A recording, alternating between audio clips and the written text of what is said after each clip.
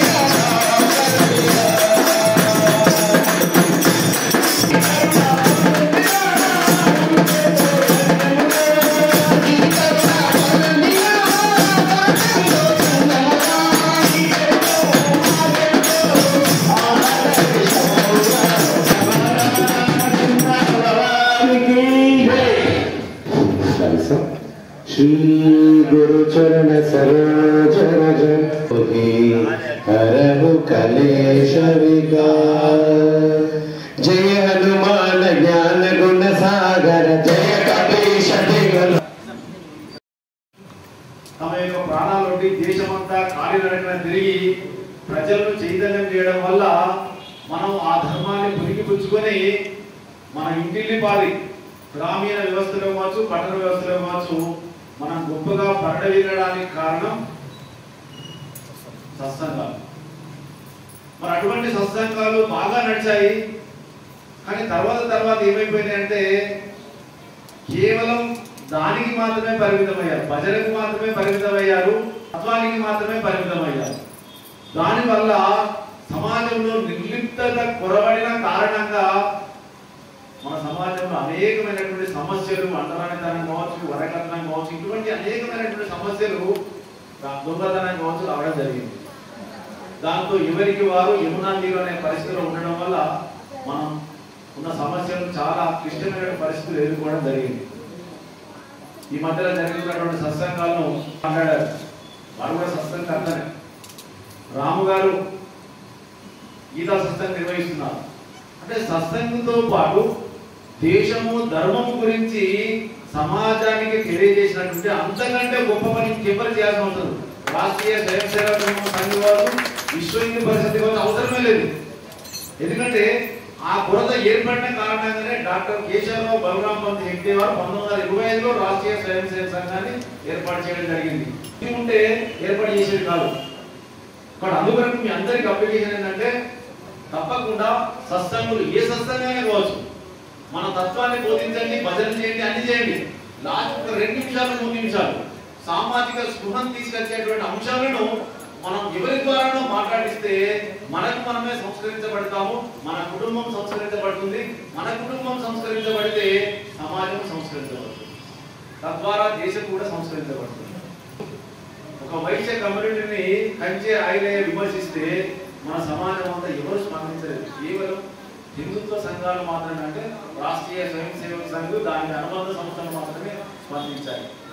మా కులమే కాదు కదా, రేపు ఆ కులం తింటే ఇంకో కులం వాళ్ళు కూడా తింటారు, జరుగుతుండే. అందువరకు ఏంటంటే 1957 సంవత్సరంలో సిపాయిల తిరుగుబాటు కంటే ముందు ఝాన్సీ లక్ష్మీబాయి సంతానం లేకపోతే అడాప్షన్ తీసుకుంటే అప్పుడున్నటువంటి చట్టాలు ఏంటంటే అడాప్షన్ చెల్లవు. కారణం ఏంటంటే ఏ రకంగా యుద్ధం చేయకుండానే రాజ్యాన్ని ఆంగ్లేయుల పరిపాలనలో కలుపుకోవాలి వాళ్ళ ఉద్దేశం. కాబట్టి అనుమతి లేదు కాబట్టి నువ్వు దత్తత చెల్లనేరు అనే విషయాన్ని చెప్పడం జరిగింది. ఒక లెటర్ రాశాడు అప్పుడు ఆంగ్లేయ అధికారి, నీ రాజ్యాన్ని దత్తత చెల్లదు, రాజ్యం మాదే కనిపించేది. ప్రజలందరినీ సమావేశపరిచింది, చెప్పింది ఈ విధంగా లెటర్ వచ్చింది, మీ సమాధానం కొరకు నేను వెయిట్ చేస్తున్నాను. రాజ్యాన్ని అప్పగిద్దామా, యుద్ధం చేద్దామా? సైలెన్స్, ఎవ్వరు మాట్లాడలేదు. అక్కడ ఉన్నటువంటి సభలో అడిగేది అడుగుతుంది, 4 సార్లు 5 సార్లు అడిగింది, ఎవ్వరు చెప్పలేదు. లాస్ట్ ఒక 3 కాలం సరే లేచాడు, అందరికి కాంట్రాక్ట్ ఉంచాడు. మీకేమైనా గుర్తున్నదా? అమ్మ నోరు విడిచి అడుగుతుంటే యువకులు, మీసాలు వెలేసేటువంటి యువకులు మీరు ఎవరికి చేతనైతే లేదా చలో అని చెప్పి నేను నడుసప్ప అని చెప్పి ముందు కత్తి తీసుకున్నాడు. దాంతో ప్రజలందరూ తిరగబడ్డారు, ఆంగ్లేయులు ఎదిరించారు. కాబట్టి వాళ్ళ సమాజంలో అనేకమైన మనం ఎంత హిందుత్వం ఎంత పెరుగుతుందో సమస్యలు అంతకంటే విపరీతంగా పెరుగుతున్నాయి. మన శత్రువులు మన మధ్యలోనే ఉన్నారు. అటువంటి వాళ్ళు హిందుత్వం గురించి మాట్లాడితే ఎవ్వరు కూడా వెనకడిగారు. మీ వెంట సంఘ సంస్థలు ఉన్నాయి, రాష్ట్రీయ స్వయం సేవక సంఘం యొక్క అనుబంధ సంస్థలు ఉన్నాయి. మిమ్మల్ని కాపాడాల్సిన బాధ్యత సంస్థ తీసుకుంటుంది. కానీ అందరూ ఉండాలి. ఇవాళ నన్ను అందరు కాబట్టి నేను కొట్లాడితే లాభం లేదు, మిగతా వాళ్ళందరూ కాకుంటే రేపు నన్ను అంటారు, రేపు మిగతా కుల సంఘాన్ని అంటారు, రేపు ఇంకో కుల సంఘాన్ని అంటారు. కాబట్టి మనకు మనం కాపాడుకోవాల్సిన అవసరం ఉంది. మన ధర్మ మందిర నిర్మాణంకై జరుగుతున్నటువంటి మహోత్సవానికి జనవరి 1 నుంచి జనవరి 15 వరకు వివిధ ప్రాంతాల్లో, వివిధ పట్టణాల్లో, వాడవాడల ఇంటిలో అక్షింతల కార్యక్రమం జరుగుతున్న విషయం మీ అందరికీ తెలిసే. మరి ఇందులో భాగంగా అయోధ్యలో రామ మందిర నిర్మాణం జరుగుతున్నటువంటి మహోత్సవ కార్యక్రమానికి సన్నద్ధంగా ఉన్నటువంటి కార్యక్రమంలో జగిత్యాల పట్టణంలో వివిధ దేవాలయాల్లో ప్రతిరోజు ఒక సత్సంగ కార్యక్రమాన్ని ఏర్పాటు చేయాలి. మరి దాని యొక్క విశిష్టత గురించి పూర్తి స్థాయిలో అందరికీ తెలియజేయాలన్నటువంటి సంకల్పంతోనే మరి ఈ కార్యక్రమాన్ని ఈ రోజున శ్రీ భక్త మార్కండేయ దేవాలయంలో సాయంకాలం వేళ దాదాపు 2 గంటల పాటు రామనామ జపంతో అలాగే రామనామ సంకీర్తనతో దిగ్విజయంగా కార్యక్రమాన్ని భక్తి శ్రద్ధలతో భక్తులచే మాతలచే కార్యక్రమాన్ని ఈరోజు రూపొందించడం జరిగింది.